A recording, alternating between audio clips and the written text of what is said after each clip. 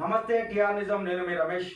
ఇంకొక వార్త మేము ముందుకు తేవడానికి ముందుకు వచ్చాం. అన్ని పేపర్లో ప్రధాన వార్తకు వచ్చింది. ఇప్పుడు మన తెలంగాణలో చూస్తున్నాం. ఆ వార్త ఏంటంటే, ఇప్పుడు గాంధీ భవన్లో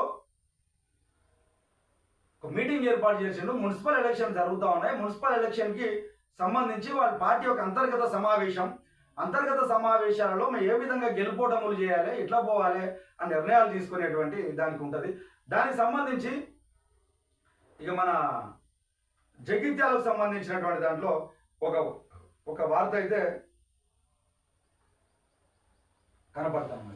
వాస్తవానికి ఏంటంటే, టీఆర్ఎస్ నుంచి గెలిచినటువంటి ఒక ఎమ్మెల్యేను కాంగ్రెస్ గాంధీ భవన్లో మీటింగ్కు కండక్ట్ చేయాలి. ఆయన ఆల్రెడీ చెప్తా ఉన్నాడు, నేను కాంగ్రెస్ పార్టీ కాదు, నేను బీఆర్ఎస్ పార్టీలోనే ఉన్నా, బీఆర్ఎస్ పార్టీ ఎమ్మెల్యే అని చెప్తా ఉన్నాడు.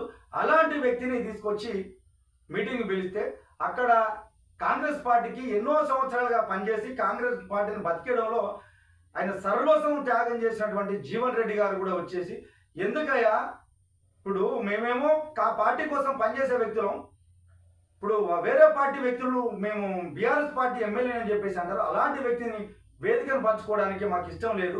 ఇక అంతర్గత సమావేశం జరుగుతూ ఉన్నది, పార్టీ యొక్క అంతర్గత సమావేశం జరుగుతూ ఉన్నది, అలాంటప్పుడు వేరే పార్టీ ఎమ్మెల్యేలు ఏ విధంగా చేస్తారని చెప్పేసి బైకాట్ చేసింది. నిజమే కదనే? జీవన్ రెడ్డి గారు చెప్పింది 100% నిజం కాదు. వాస్తవానికి ఏంటంటే, ఎవరి యొక్క పార్టీ యొక్క ఆలోచన విధానము వాళ్ళు చెప్పుకోవడానికి వేరే పార్టీ ఎమ్మెల్యే ఎట్లా పిలుస్తారా?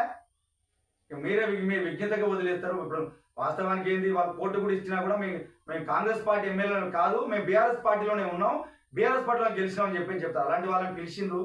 మరి ప్రజలారా మీరన్నా చూడాలి, మరి నాయకులు ఏం మాటలు మాట్లాడుతూ ఉన్నారు, సత్యాలు ఏ విధంగా ఉన్నాయి చూడాలి. ఇప్పుడు పార్టీలను పక్కకు పెడదామే, కానీ నిజాలు ఏందో గ్రహించాల్సిన అవసరం ఉండదని చెప్పేసి టీఆర్ నిజం నుంచి గుర్తు చేస్తాము. ఇక తప్పుడు మాటలు మీరే మాట్లాడి మేము కాదని మేమే అనడం, మళ్ళీ పార్టీకి ఎక్కడికి వచ్చేసాం కూర్చోవడం మీరే. ఇది ఎంతవరకు కరెక్టు ఏందో ఆలోచించుకోవాలి. ఎందుకంటే జీవన్ రెడ్డి గారు ఎప్పటి నుంచో కాంగ్రెస్ పార్టీ అధికారం ఉన్నా లేకున్నా కూడా పార్టీ కోసమే పనిచేసేటువంటి నాయకుడు అక్కడ ఉన్నాడు కాబట్టి ఆయనకు బాధ అనిపించింది. ఎందుకంటే నిజంగా పనిచేసే వాళ్ళకి బాధ ఖచ్చితంగా ఉంటుంది, పార్టీ కోసం పనిచేసే వాళ్ళకి. మరి వాళ్ళ పార్టీ అంతర్గత నిర్ణయం ఏ విధంగా ఉన్నదో, ఎట్లా నిర్ణయాలు తీసుకుంటారో చూడాల్సిన అవసరం ఉన్నది. నిజంగా ఇప్పుడు పార్టీ మారిన ఎమ్మెల్యేలు మీరు ఒక విషయాన్ని నిజంగా మీకు గుండెల మీద చేయలేసుకొని చెప్పండి, మీరు నిజంగా కాంగ్రెస్ పార్టీలో ఉన్నారా లేకపోతే బీఆర్ఎస్ పార్టీలో ఉన్నారా? ప్రజలను ఎందుకు మోసం చేస్తారా? మీరు ఆలోచన చేసుకోవాలి. ఎందుకంటే జీవన్ రెడ్డి గారు చెప్పింది మాత్రం సత్యం. ఎందుకంటే వాళ్ళ చేత